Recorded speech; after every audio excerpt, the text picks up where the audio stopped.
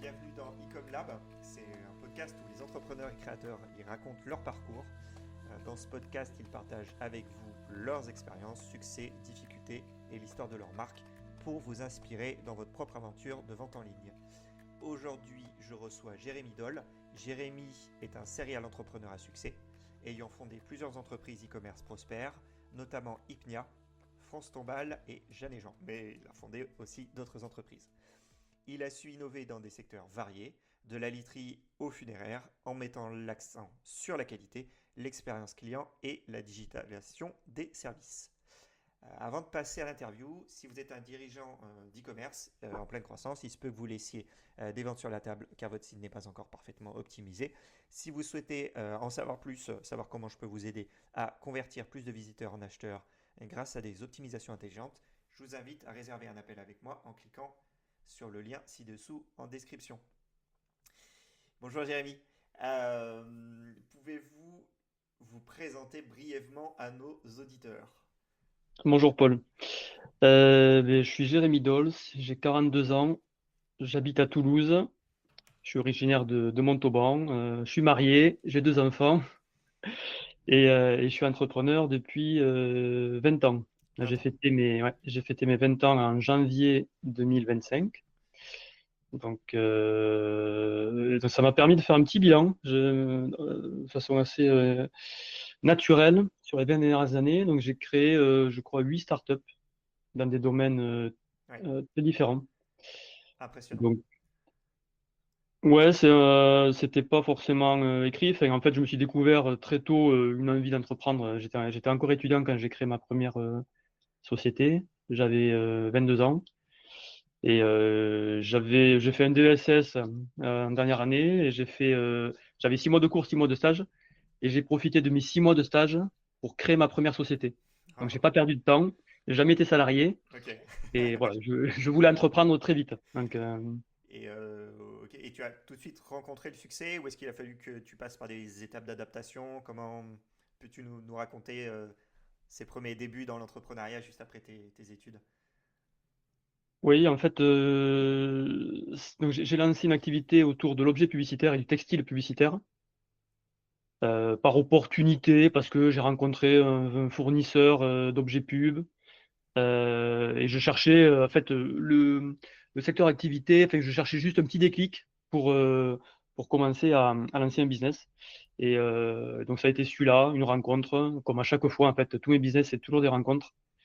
Donc là, la rencontre avec un premier potentiel fournisseur d'objets pub. Euh, et donc, on a créé la marque J-Media. On était deux Jérémy. Et au début, enfin, voilà, on a commencé à vendre de l'objet pub, on faisait du phoning. Enfin, c'était très compliqué, un peu comme enfin, vraiment, le film quoi, qu'on voit à la télé. Au début, on part de rien, personne nous attend, personne n'a besoin de nous. Et voilà, et nous, on arrive dans un secteur qu'on ne connaît pas du tout, où il faut tout apprendre. Mais bon, c'est ça aussi qui est hyper excitant.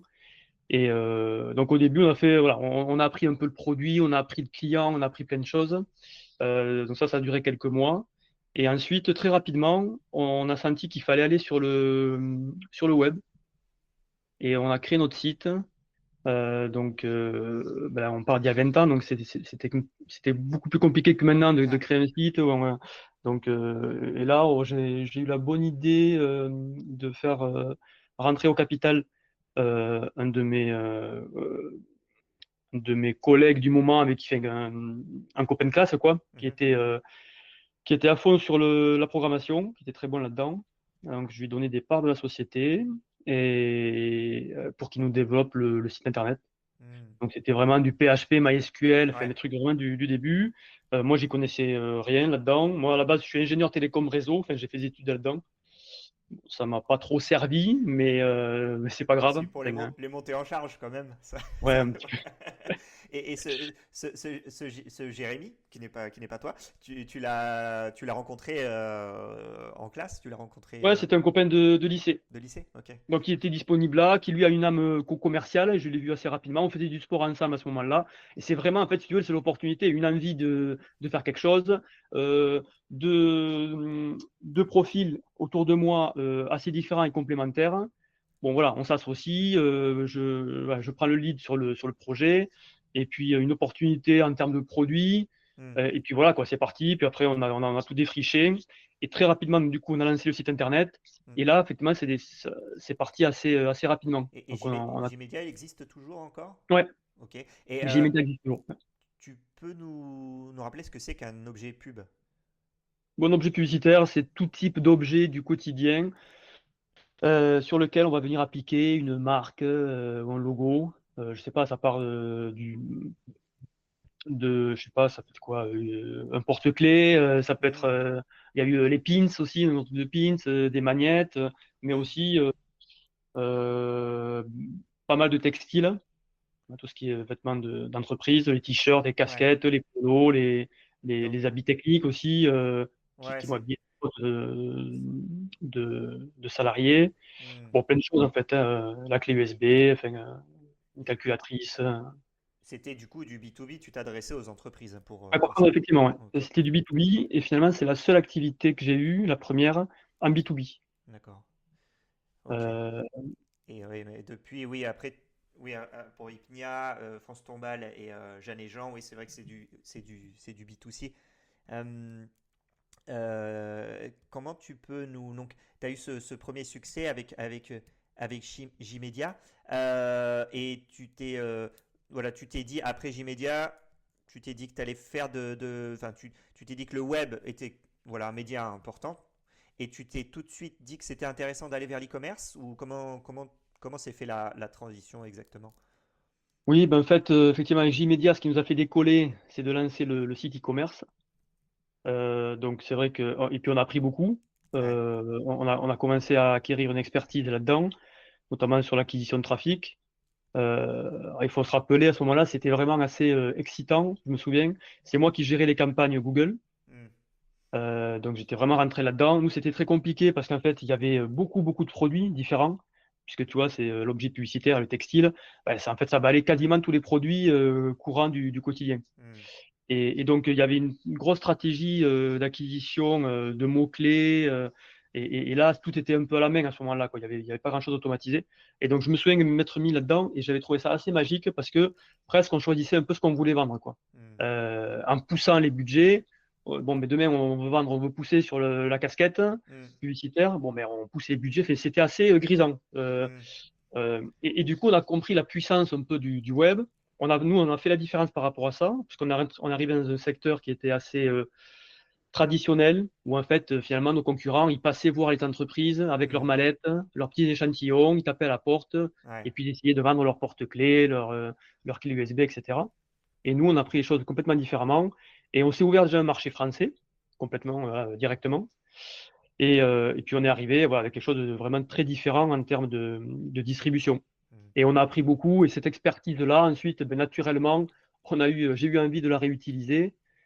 Mais effectivement, il y a eu plusieurs phases dans les 20 ans d'entrepreneuriat. Il y a une première phase, à mon avis, enfin, hyper importante, qui est la première société. Là, on n'avait pas d'argent, hein. On est parti, enfin, on travaillait dans mon appartement pendant quelques mois avec les stagiaires qui arrivaient le matin. Moi, je repliais mon clic-clac, et puis tout le monde arrivait. On faisait des barbecues dehors. Enfin, c'était l'ambiance, voilà, comme comme on l'imagine, la Silicon Valley, où on crée sa start-up dans le garage. Donc, c'était vraiment ça. Et là, on apprend tout, parce que moi, je connaissais rien aussi à la gestion, à la compta, au juridique. Alors, j'avais vraiment le sens du commerce, ça, vraiment, je l'avais de façon assez naturelle. J'aimais ça. Mais par contre, après, il a fallu tout apprendre. Mais au final, tout s'est appris sur le tas, et tout s'est bien passé. On a commencé à grossir, et à structurer un petit peu tout ça. Et en tout cas, ben oui, la première. Donc, j'ai développé cette société pendant 7 ans. Hmm.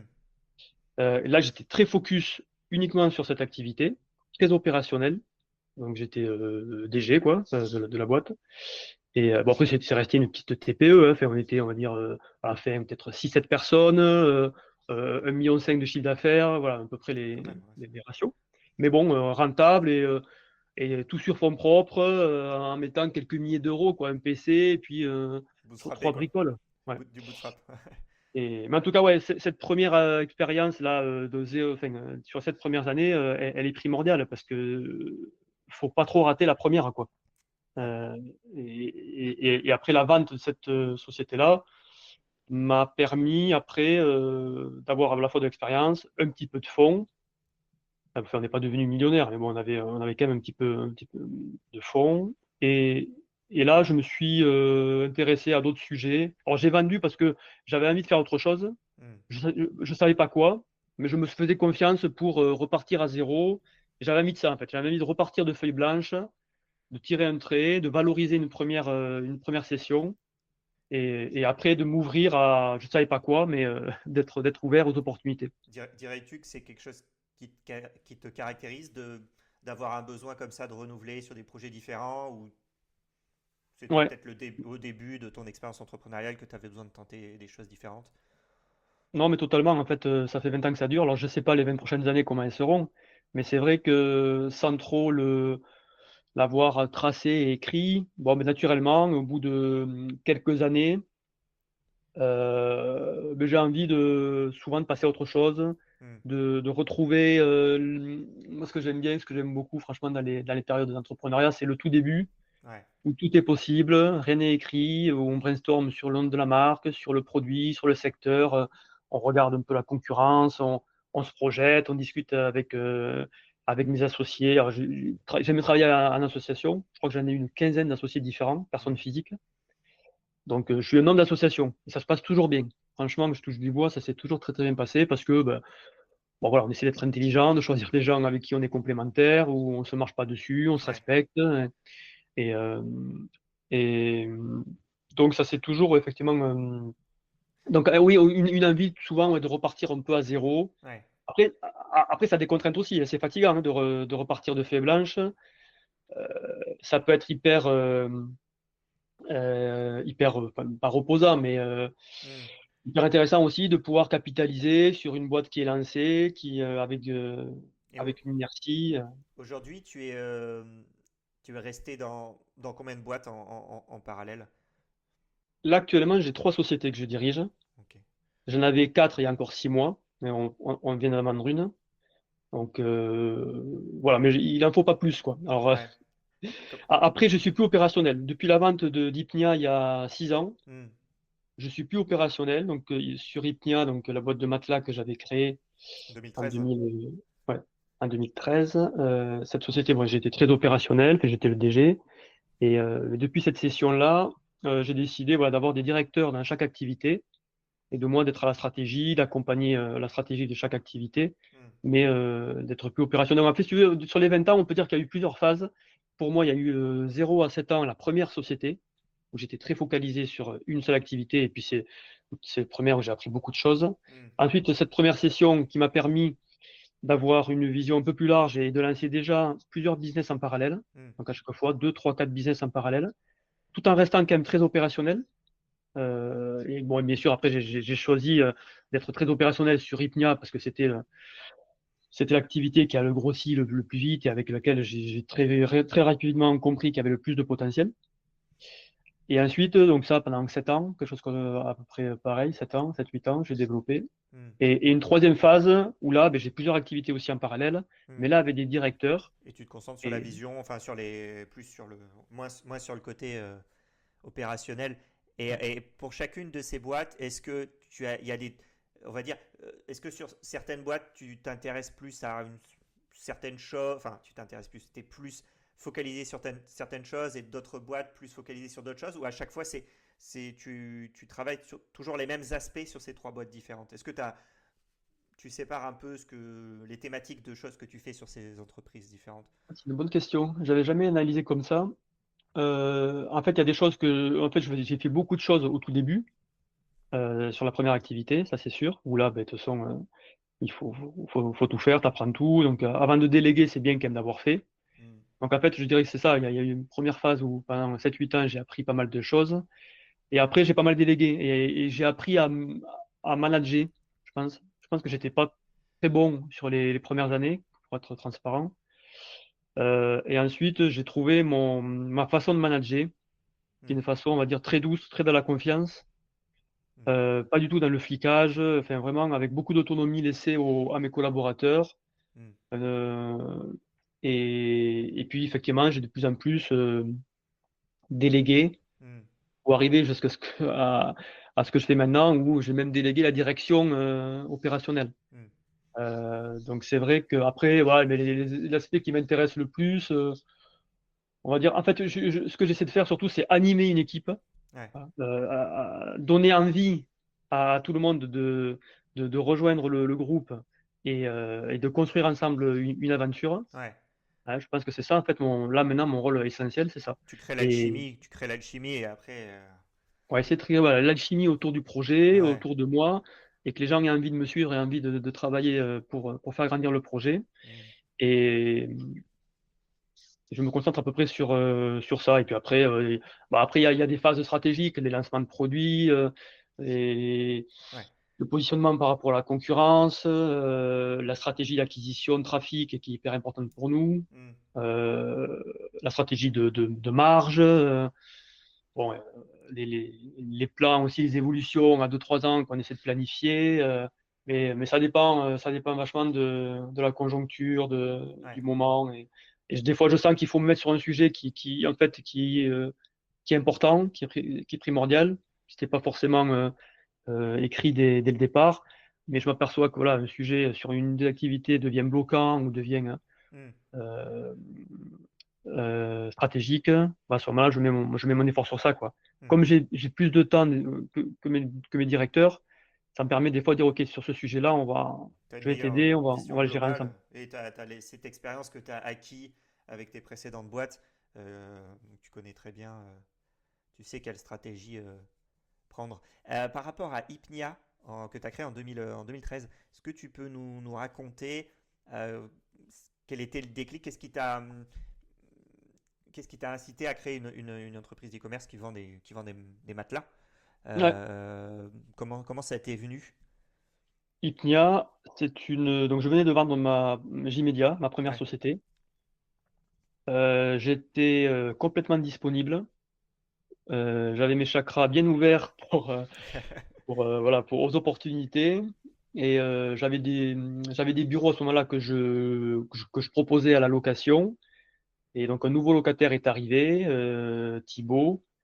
Euh, on a sympathisé, on a mangé ensemble un midi. Il avait déjà eu une activité e-commerce dans le secteur du jardin, Hmm. de l'ameublement de jardin. Et donc, il connaissait déjà très bien le e-commerce et notamment les marketplaces. C'était très Hmm. marketplace. Et voilà, on s'est bien entendu. Il arrivait d'un voyage en Asie Hmm. et un de ses fournisseurs lui avait montré sa nouvelle usine de fabrication de matelas compressés roulés. Hmm. Et voilà, donc on a parlé de ça. Et en fait, tout est parti de là, hein, un repas. Et puis, je crois que 15 jours après, 3 semaines après, on lançait le process pour créer la société.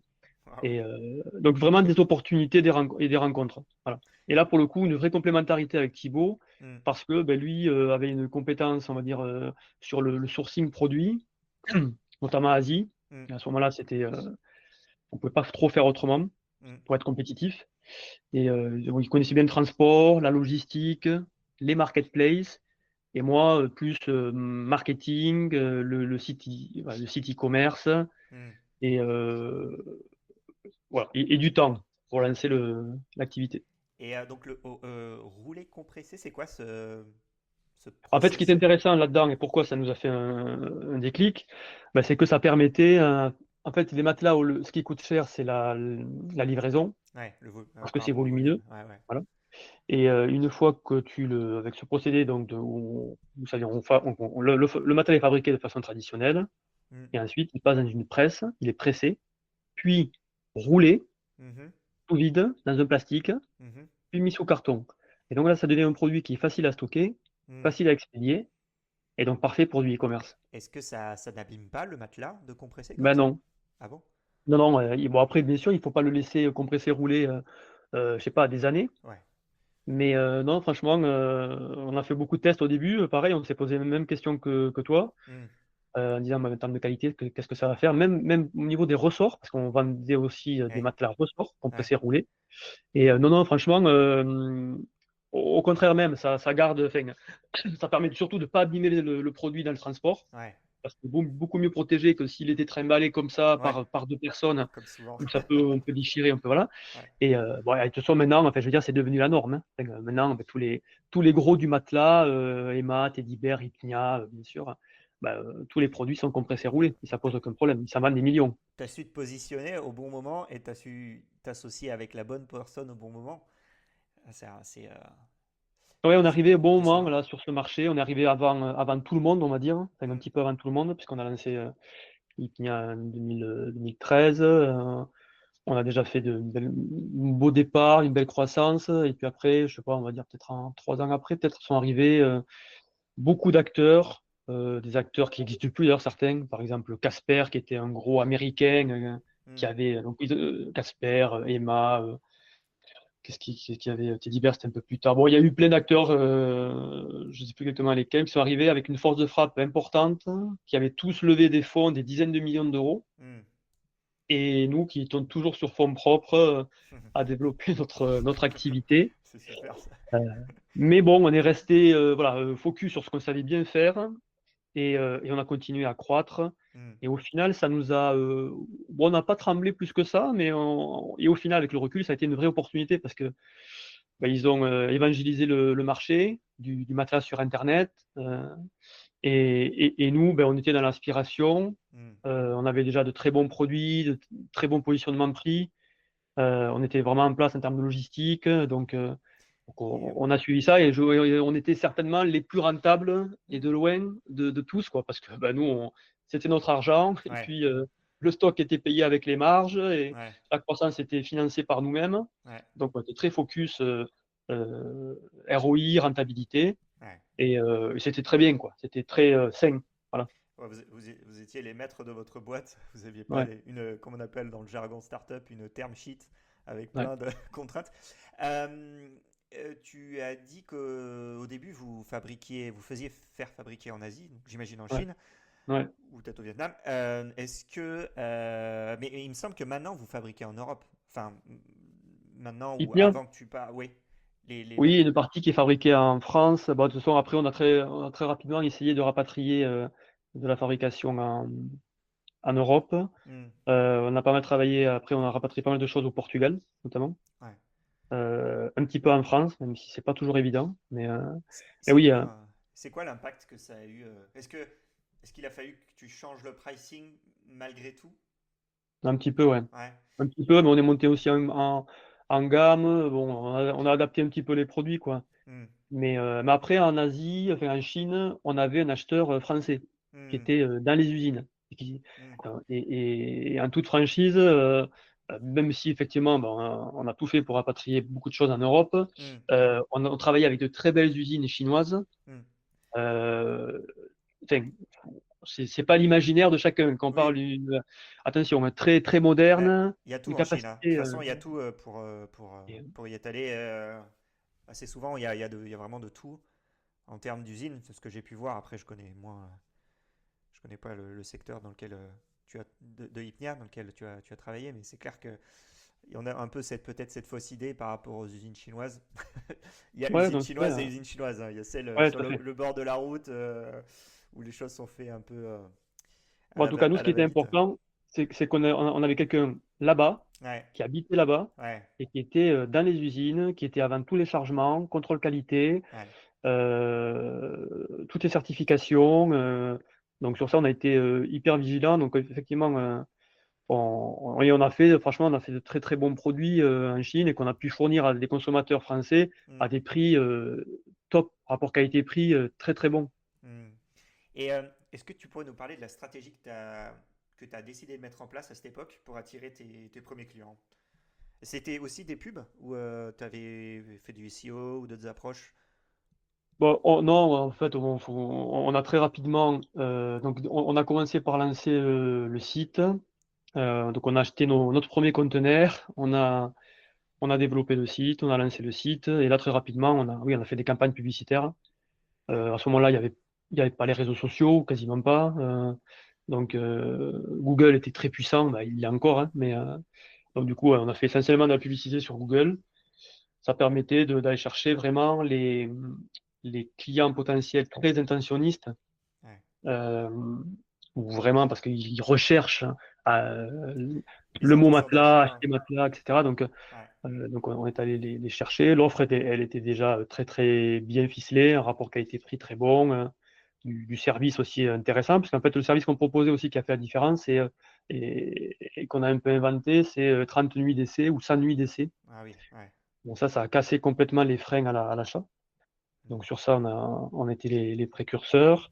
Et donc oui, on a fait l'acquisition de trafic payant. Bien évidemment, on a travaillé le SEO, mais le SEO, c'est plutôt moyen long terme. Mm. Donc ça, c'est des sujets, bien sûr, qu'on travaille dès le début, mais Mm. qui mettent un peu de temps à se mettre en place à Ouais. chaque fois. Et pour Hypna, c'était la même chose. Donc non, beaucoup de publicité, ouais.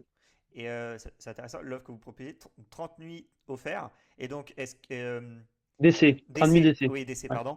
Est-ce qu'il y avait beaucoup de retours dans ces 30 nuits ou est-ce que À peu près 5% de mémoire. 5%? Ok, et donc Ouais. ça, tu l'avais anticipé. Enfin, Oui, on trouvait ce chiffre plutôt raisonnable, franchement, parce que c'est vrai que c'est un produit de confort, ouais.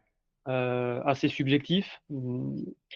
En fonction des personnes, c'est ferme, c'est pas ferme. Ah, mais non, moi je le trouve mou. Bon, donc ça, c'est pas évident. Au final, 5%, on trouvait que c'était plutôt un bon score. Hmm, Je sais qu'il y a d'autres concurrents qui avaient des chiffres plutôt 2-3 points au-dessus. wow. Donc, mais après, bien sûr, on essayait surtout de comprendre Ouais. comment éviter, comment faire baisser ça. Parce qu'il y a un peu cette problématique pour les e-commerce de vêtements ou avec les tailles.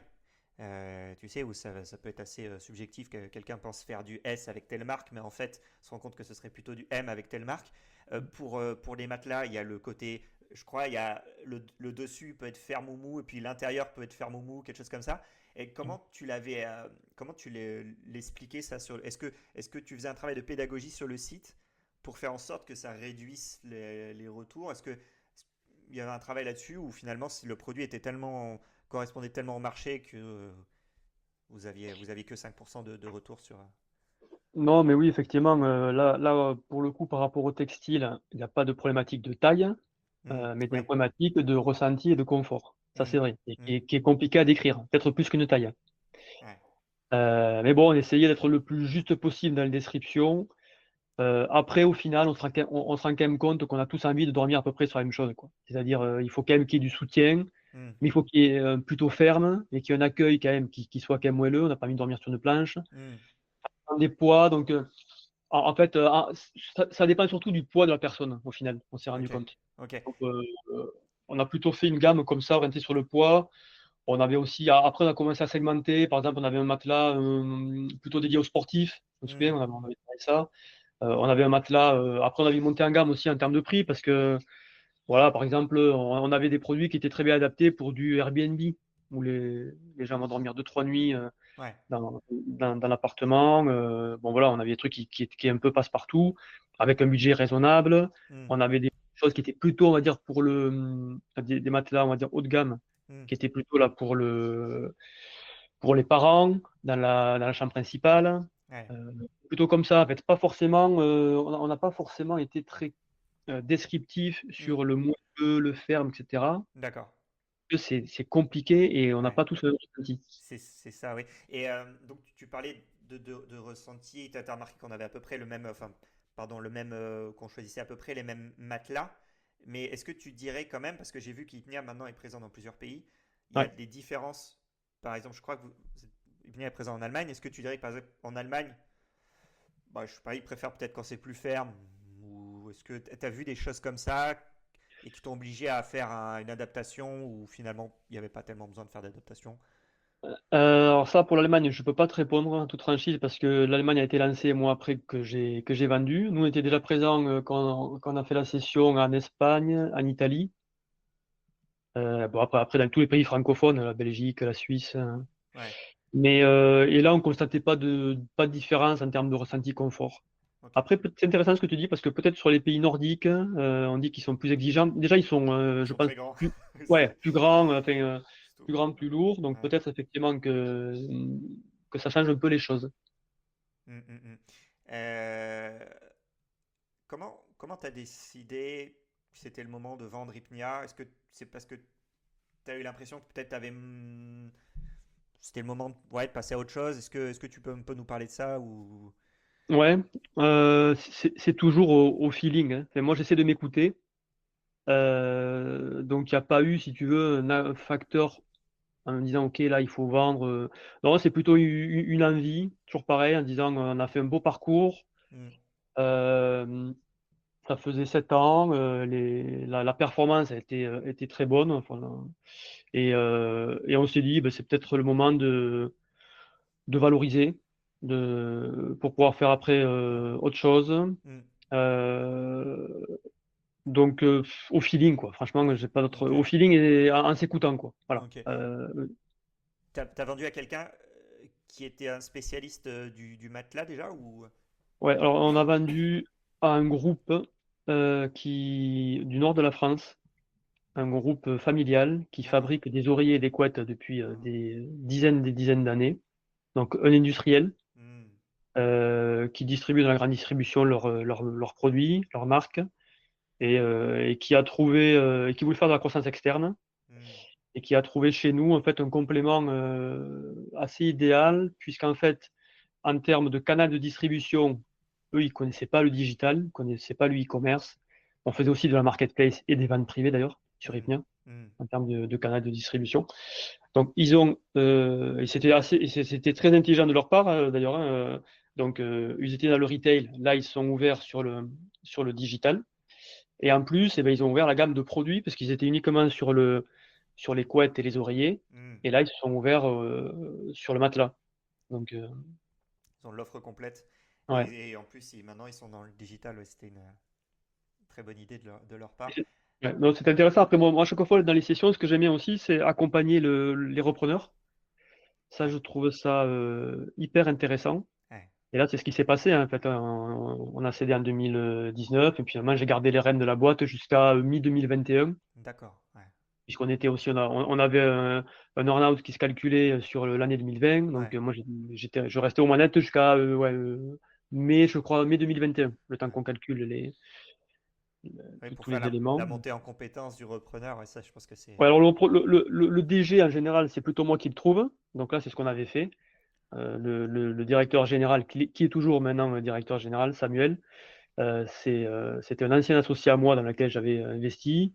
Donc, on se connaissait déjà bien. Je l'ai recruté, on va dire, 1 an avant, à peu Hmm, près, la hmm, session. Il était, on va dire, directeur adjoint, quoi. Et je l'ai fait monter en compétences. Et puis après, effectivement, assez naturellement, il est resté DG, puisque les repreneurs n'avaient pas les compétences ouais. digitales. Hmm. Et, Euh, et- et ça, et ça, c'est hyper intéressant pour moi, d'accompagner le repreneur, parce que tu apprends plein de choses.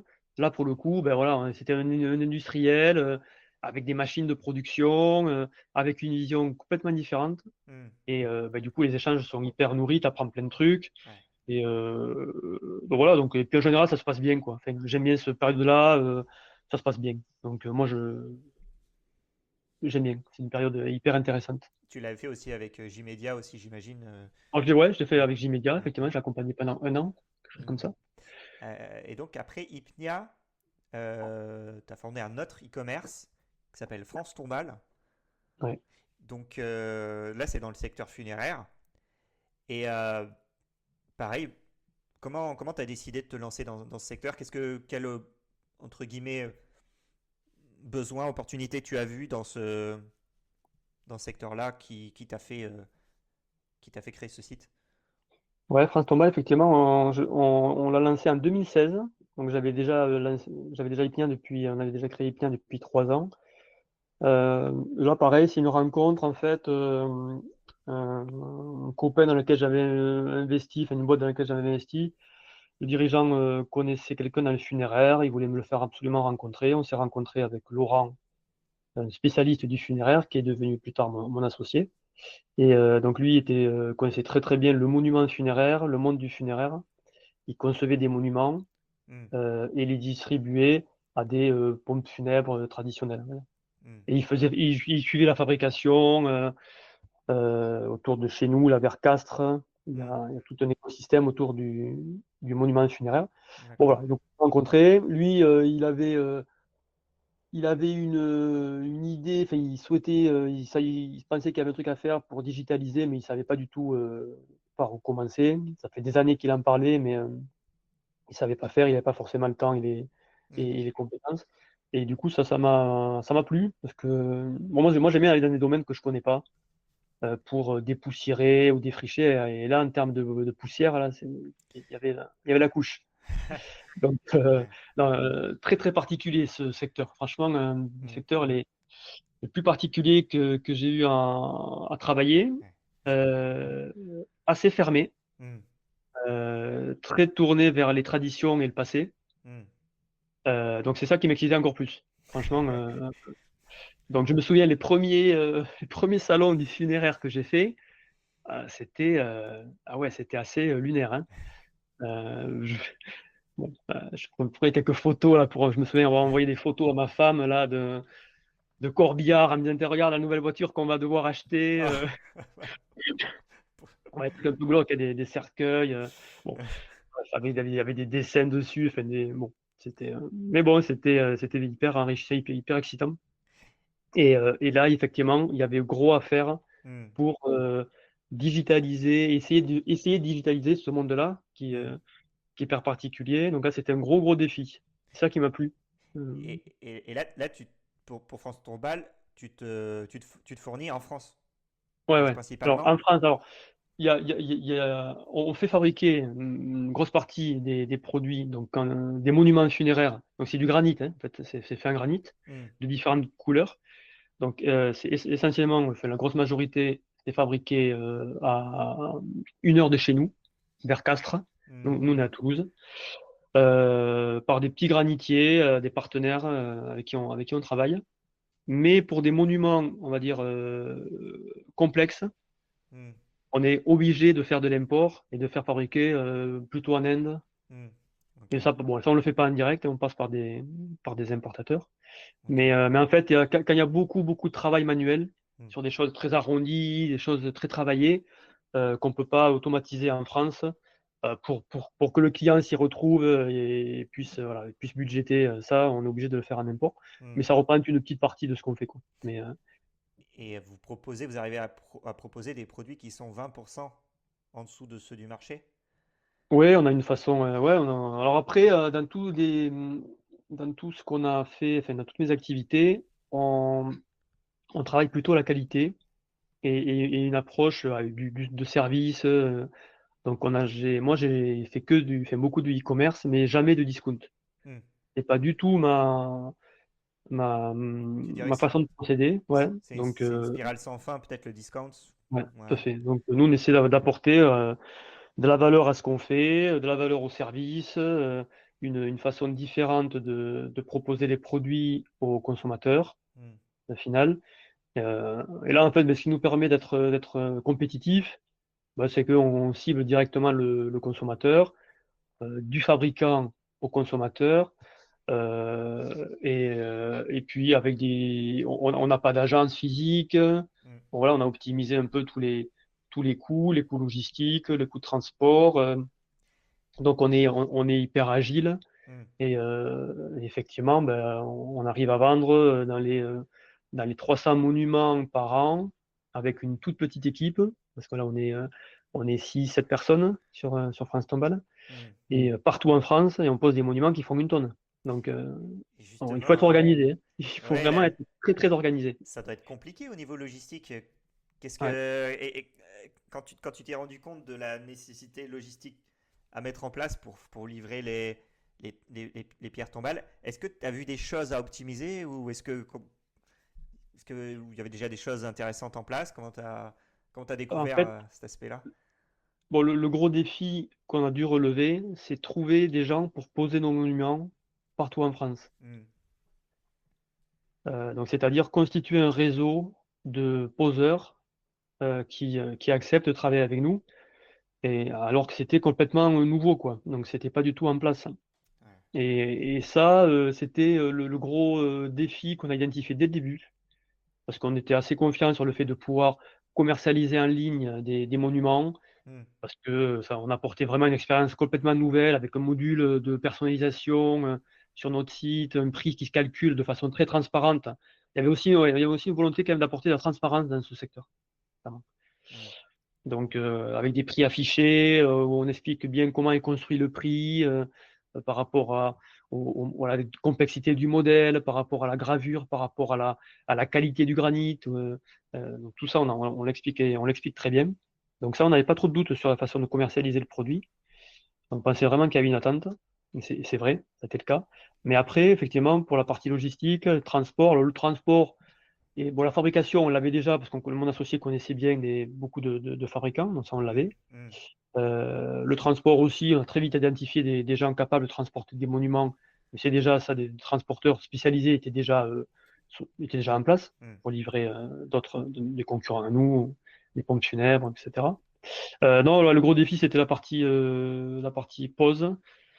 Et ça, ben, au final, on a réussi à trouver et à combler, à pouvoir poser partout en France des monuments. Donc on s'appuie soit sur des poseurs qui sont indépendants et qui posent pour d'autres concurrents à nous, Hmm. donc qui font que de la pose, mais soit aussi des partenaires pompes funèbres ou Ouais. marbriers qui vendent aussi du monument, Hmm.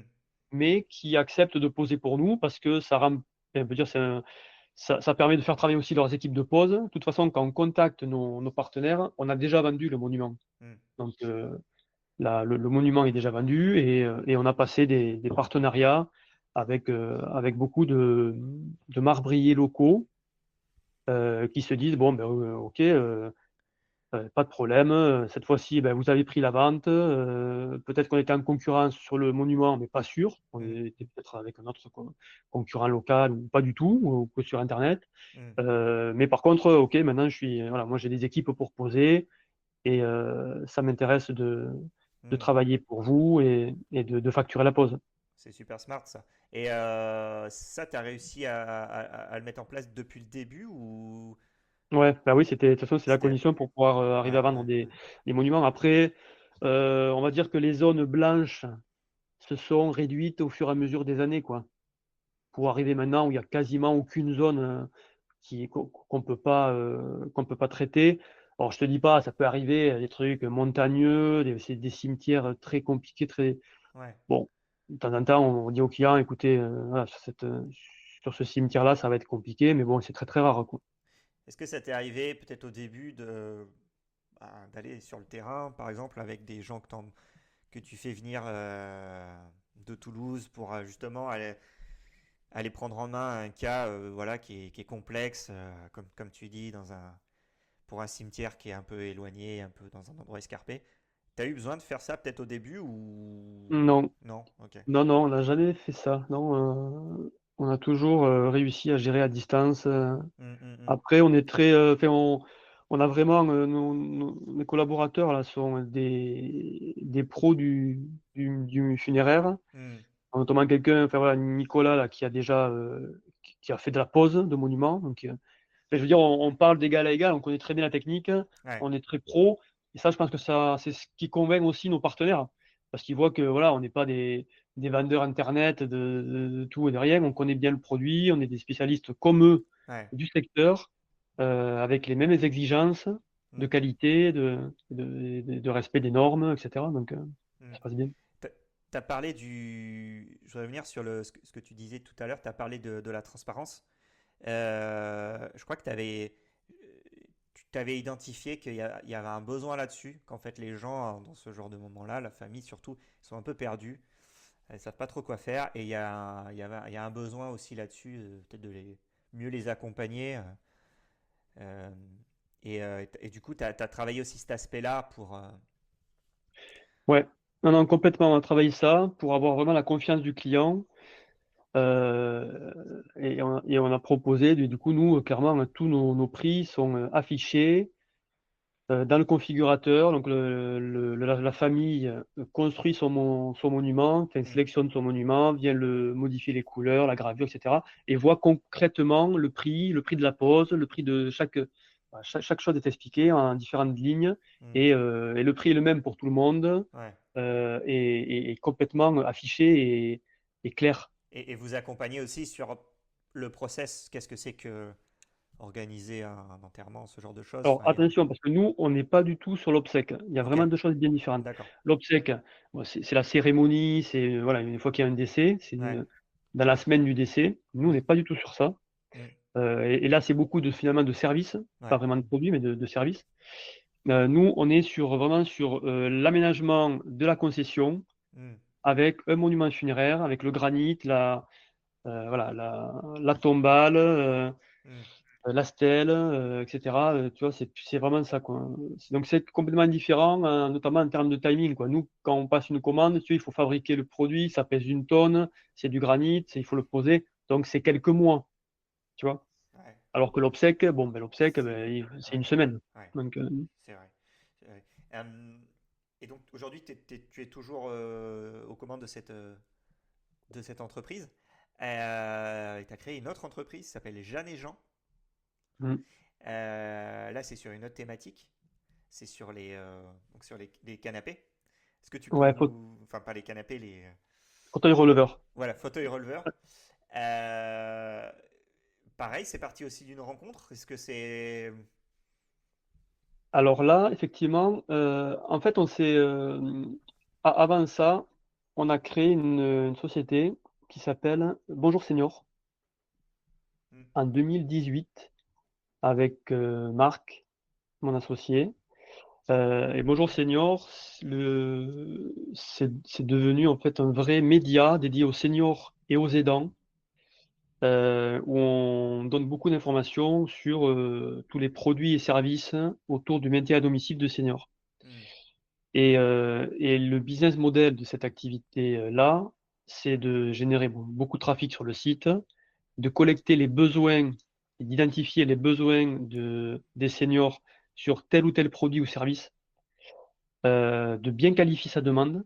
Donc là, pour te dire, en 6 ans, on a appelé 500 000 seniors. wow. Appelés, hein, vraiment. Donc on a 12 personnes maintenant qui appellent tous les jours des seniors pour discuter avec eux, bien comprendre leurs problématiques. Je sais pas si par exemple ils sont intéressés par un monte-escalier, Hmm, parce qu'ils ont un problème pour monter à l'étage. hmm, Bon, ben voilà, on va voir, on va discuter avec eux. Est-ce que c'est un quart tournant ou 2 quarts tournants? Quelle est la hauteur de l'étage? Est-ce qu'il y a des rampes, etc. Pour essayer de bien comprendre. Donc, on est vraiment des spécialistes sur. On fait à peu près, enfin, on traite à peu près une quinzaine de produits ou services. hmm, Donc, on est bien, voilà, on connaît très bien ces produits. On qualifie ça et ensuite, on transfère la demande à 2 ou 3 fournisseurs de produits ou de services. hmm. La promesse de cette activité-là, c'est de d'éclairer le choix des seniors. Voilà. En général, on essaie de proposer des fournisseurs qui vont proposer des produits différents, souvent avec un fournisseur national et un plus local. Et le parti pris, c'est vraiment ça, c'est aider les seniors pour qu'ils achètent bien Hmm. ce dont ils ont besoin au bon prix. Et bon voilà, donc pour tout ça pour petite digression là pour revenir sur Jeanne et Jean. En fait, si tu veux, on a beaucoup appris sur la silver economy. Donc maintenant on connaît très bien les seniors. Et finalement, au final, depuis 5-6 ans, toutes mes activités sont dédiées aux seniors. Puisqu'il y a Jeanne et Jean, enfin, on va en parler, mais il y a Hmm, France Tombale sur le funéraire. hmm, Il y a Jeanne et Jean où on fait des fauteuils pour seniors, je vais y venir après. Et on a aussi une marque, enfin, on fait aussi du viager, hmm. avec Office Ouais, du viager, ouais. où là on accompagne aussi les seniors pour vendre leurs biens en viager, pour mieux vivre après chez eux, etc. Donc tout ça c'est hyper cohérent. Hmm, Et pour revenir sur Jeanne et Jean, on a vu avec Bonjour Senior que le produit fauteuil releveur était hyper important pour le senior parce qu'il y passe beaucoup de temps dans le fauteuil. hmm, C'est vraiment central dans son salon. Et on avait du mal à trouver des fournisseurs qu'on jugeait à la hauteur des attentes des seniors. hmm, Et on s'est dit, bah, écoutez, il y a une opportunité de proposer une belle gamme de produits avec une belle marque, avec beaucoup de services autour. hmm, Et on a créé du coup Jeanne et Jean. hmm. Et, euh, et comment tu as fait? Tu les as conçus toi-même, ces En fait, fauteuils, ou comment tu t'es, comment ça s'est passé pour le... Bon, déjà, on avait les contacts des utilisateurs. Ouais. Ça, on les connaissait bien. Donc, on les avait au téléphone. Donc, on a compris beaucoup de choses sur leurs besoins et leurs attentes. Donc, tout est quand même parti de là. Ensuite, on s'est entouré de bons partenaires industriels et on les a choisis avec une grosse expérience. Hmm. Donc là, on travaille notamment avec une société à Tarbes qui fabrique du fauteuil depuis 2, 3 générations, donc avec un vrai savoir-faire, donc à la fois de couturière. Enfin, pour fabriquer un fauteuil, c'est compliqué, hein. Il y a du bois, il y a du tissu, il y a de la mousse, donc il y a Hmm. des coutures, il y a une motorisation. Donc, tu vois, c'est un produit qui est hyper complexe. Donc, on s'est entouré voilà, de partenaires. On a aussi des partenaires espagnols, pareil, qui ont 50 ans, qu'on est allé rencontrer plusieurs fois. On a travaillé un peu en collaboration avec eux. Et en mixant, nous, la connaissance qu'on a du senior et de ses besoins, on a, euh, nous, on a dessiné et conçu pour répondre aux problématiques du senior et eux nous ont proposé des choses. Et on a co-construit une gamme qu'on a fait évoluer au fur et à mesure et qu'on fait encore évoluer depuis 3 ans maintenant qu'on a lancé le site euh, pour, euh, pour avoir une gamme, on va dire, complète pour répondre à tous les besoins de nos petits papis et mamies, de nos Jeannes et de nos gens, on va dire. Et on a maintenant une gamme qui est vraiment, je pense, très très performante. Et aussi ce qu'on voulait, et c'est pour ça qu'on a créé aussi Jeanne et Jean, c'est même si parfois c'est de l'achat contraint pour des problèmes de mobilité notamment, Hmm. on voulait amener une notion de plaisir dans l'achat. Hmm. Et donc il y a beaucoup, enfin on a beaucoup travaillé sur le design, sur les couleurs des produits, sur la personnalisation, et on s'adapte vraiment aux besoins de chacun. Et ça, c'est hyper important pour nous, parce que c'est des produits qui sont, comme on le disait, au centre du salon Ouais. pour nos clients. Et il faut que ça soit, autant que ça soit beau, alors que ça soit bien sûr utile et que ça réponde à toutes les fonctionnalités nécessaires, en termes de sécurité, en termes de confort, etc. Mais autant que ce soit beau, quoi. C'est quand même des produits qui valent, c'est quand même des budgets importants. Nous, le panier moyen, c'est quand même 1200 ou 1300 euros euh, de panier moyen, donc c'est vraiment un achat important.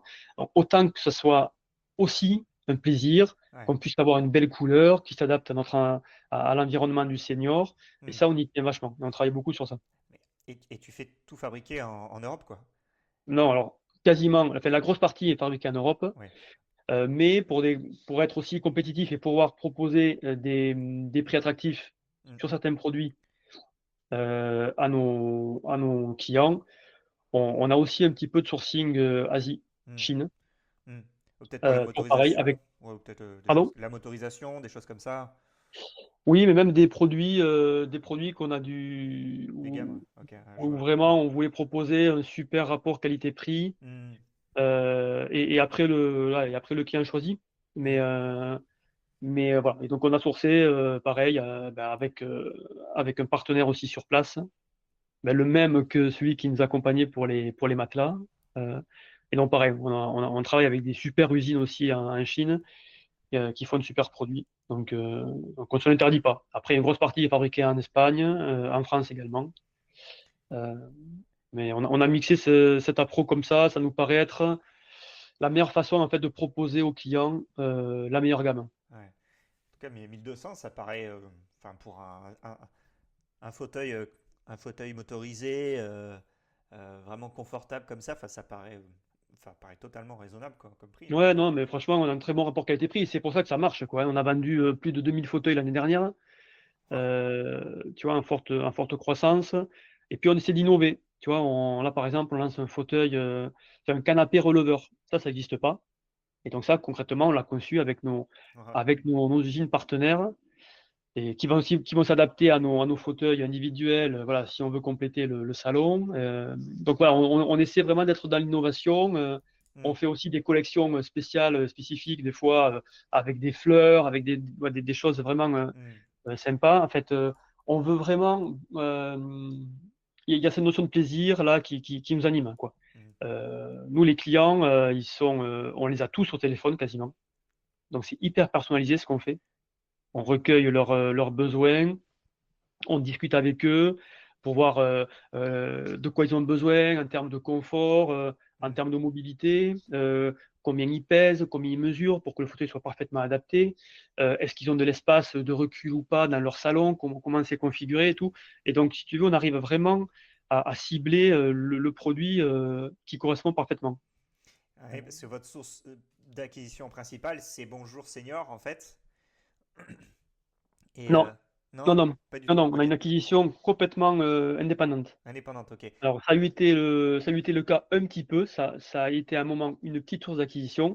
Maintenant, ça l'est plus du tout. Ok. C'est là où tu collectes plutôt le besoin, enfin, tu arrives à comprendre le besoin et. Alors, en fait, ça nous a aidé au début pour comprendre le besoin.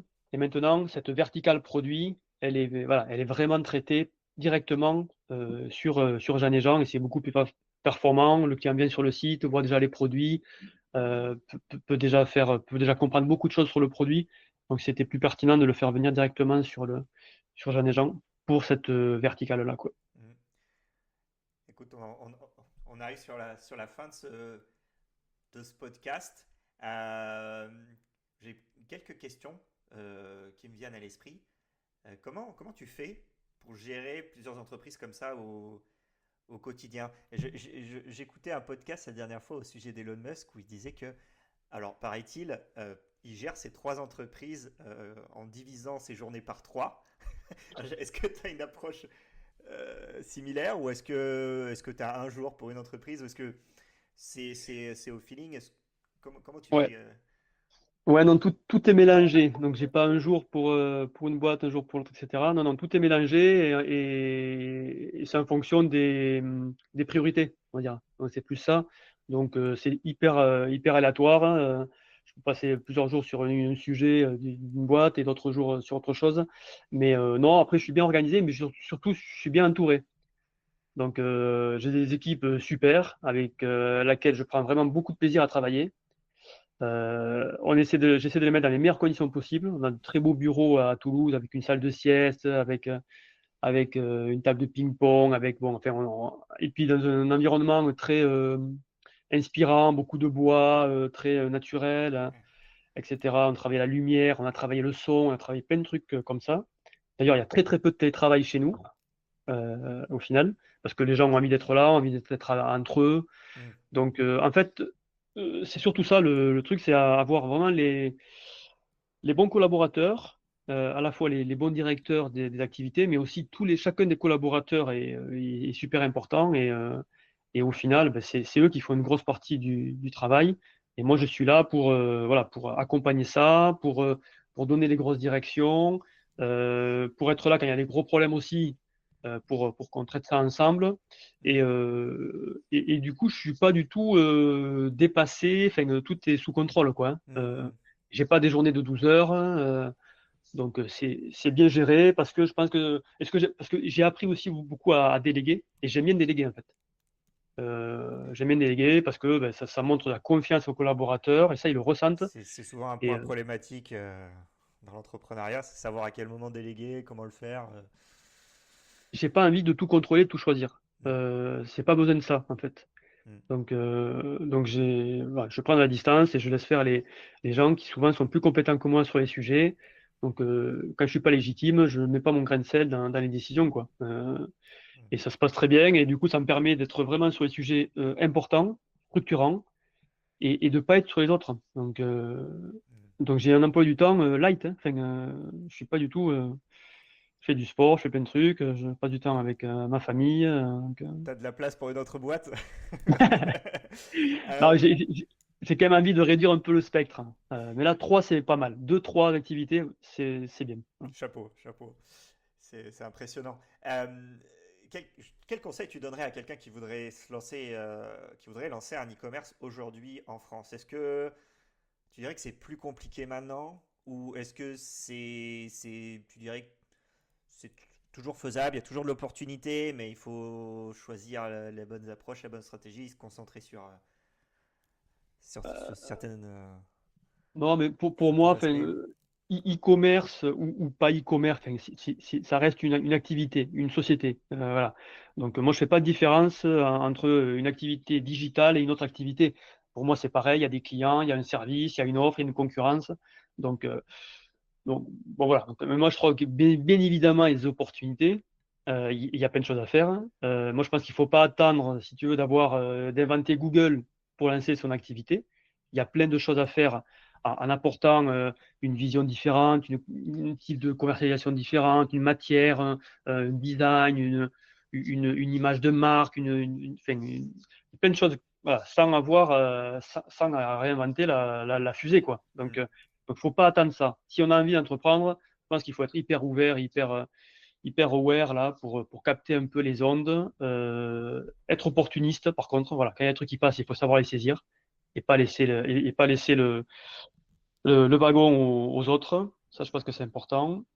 Après, techniquement, c'est plus facile qu'il y a 20 ans, ça c'est sûr. Enfin, je veux dire, on crée un petit Shopify, ça coûte pas cher, c'est hyper simple. Donc ça, il n'y a pas de sujet. Par contre, bien, oui, il y a plus de monde. Et puis quand c'est facile, eh ben, c'est facile pour tout le monde. Donc il y a pas trop de barrières à l'entrée Mm. sur certaines activités. En tout cas, techniquement, j'en vois pas.